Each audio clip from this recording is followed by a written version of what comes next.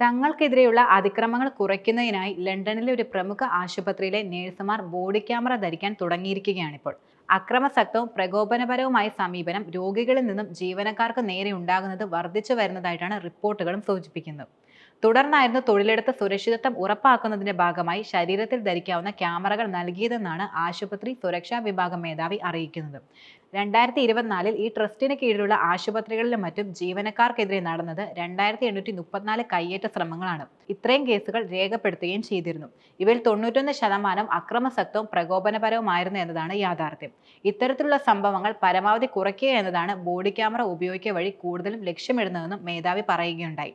Royal free hospital, ബാർനറ്റ് hospital എന്നിവിടങ്ങളിലെ അടിയന്തര ചികിത്സാ വിഭാഗങ്ങളിലും സെയിന്റ് പാൻക്രസ് ഹോസ്പിറ്റലിലെ മേരി റാങ്കിംഗ് യൂണിറ്റിലെ ജോലി ചെയ്യുന്ന നഴ്സുമാരായിരിക്കും പ്രധാനമായും ഇത്തരം ക്യാമറകൾ ഉപയോഗിക്കുന്നത്.